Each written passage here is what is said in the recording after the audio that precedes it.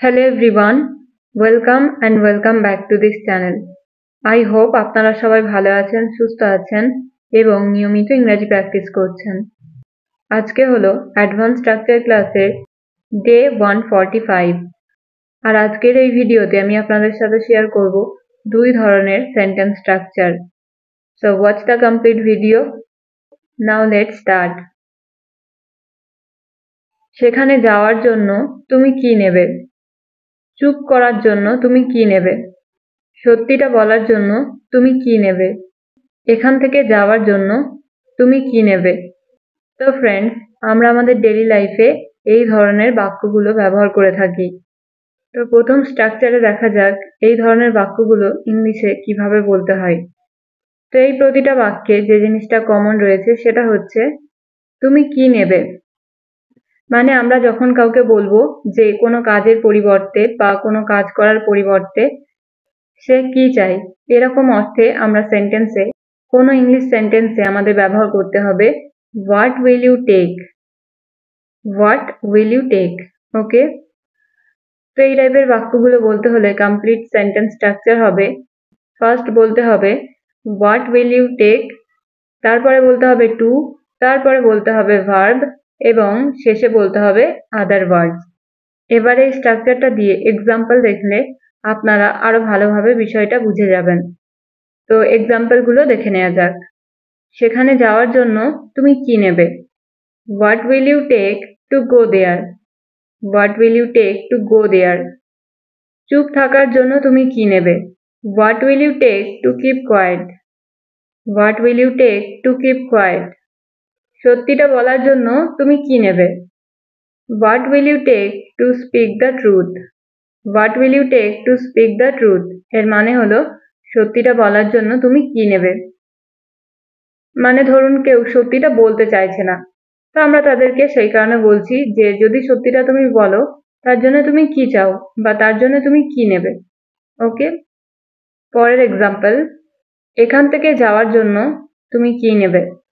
এখান থেকে যাওয়ার জন্য তুমি কি নেবে? What will you take to leave from here, what will you take to leave from here. এই কাজটা করার জন্য তুমি কি নেবে? What will you take to do this work, what will you take to do this work. তো এই স্ট্রাকচারটা দিয়ে আমি আপনাদেরকে 5টা এক্সাম্পল দেখালাম। Now it's your turn. এখানে আসার জন্য তুমি কি নেবে? এই বাক্যটার ইংরেজি আপনারা বলবেন। ওকে, তো কমেন্টে লিখে জানান এই বাক্যটা ইংলিশে কি হবে। তো এই ছিল আমাদের প্রথম স্ট্রাকচার। তো এবার তাহলে দেখা যাক 2 নাম্বার স্ট্রাকচার। আমার পরোয়া না করে সে পালিয়ে গেল। টাকার পরোয়া না করে আমি একটা ভালো ফোন কিনবো। বয়সের পরোয়া না করে তুমি ইংরেজি শিখতে পারো। সময়ের পরোয়া না করে তুমি সেখানে থাকতে পারো। তো ফ্রেন্ডস, এই ধরনের বাক্যগুলো কিন্তু আমরা আমাদের ডেইলি লাইফে ব্যবহার করে থাকি। তো চলুন শেখা যাক এই ধরনের বাক্যগুলো ইংলিশে কিভাবে বলতে হয়।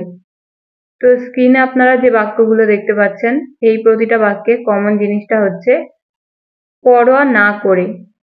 তো যখন কেউ কোনো কিছুর পরোয়া না করে বা কারো পরোয়া না করে কোনো কাজ করবে এরকম অর্থ বোঝালে ইংলিশে আমাদের যে ফ্রেজটা ব্যবহার করতে হবে সেটা হচ্ছে ইরেসপেক্টিভ অফ, ইরেসপেক্টিভ অফ।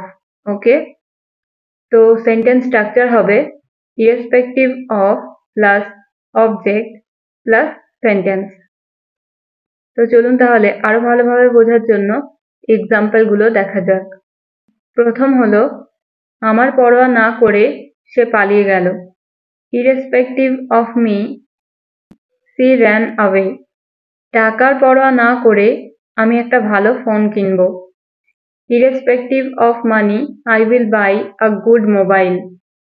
বা আমরা বলতে পারি irrespective of money I will buy a good phone. ওকে, পরের এক্সাম্পল, বয়সের পরোয়া না করে তুমি ইংরেজি শিখতে পারো। Irrespective of age you can learn English. Irrespective of age, you can learn English. সময়ের পরোয়া না করে তুমি সেখানে থাকতে পারো। Irrespective of time, you can stay there.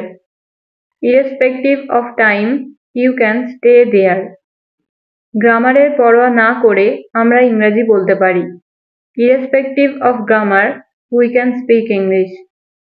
Irrespective of grammar, we can speak English. তো এই স্ট্রাকচারটা দিয়ে আমরা প্রায় 5টা এক্সাম্পল দেখে নিলাম। তো এবার আপনাদের প্র্যাকটিসের জন্য একটা সেন্টেন্স। অন্যের পরোয়া না করে নিজের কাজ করো। অন্যের পরোয়া না করে নিজের কাজ করো। এই বাক্যটার ইংরেজি আপনারা কমেন্টে লিখে জানান। তো এই ছিল আজকের 2 ধরনের সেন্টেন্স স্ট্রাকচার। আই হোপ আপনারা এই দুটো স্ট্রাকচার ভালোভাবে বুঝতে পেরেছেন। আর এই যে দুটো সেন্টেন্স আমি আপনাদের প্র্যাকটিসের জন্য দিলাম, এই দুটো সেন্টেন্সের অ্যান্সারও কিন্তু আপনারা চেষ্টা করবেন কমেন্টে লিখে জানানোর। প্রতিটা স্ট্রাকচারের শেষে একটা করে আপনাদের প্র্যাকটিসের জন্য সেন্টেন্স দেওয়ার কারণ হলো যাতে ভিডিওটা দেখার সাথে সাথে আপনাদের একবার করে প্র্যাকটিসও হয়ে যায়। বাট আপনারা অনেকেই ভিডিও দেখেন, তার মধ্যে খুব কম জনই আছেন যারা কিনা চেষ্টা করেন প্রতিটা অ্যান্সার কমেন্টে লিখে জানানোর।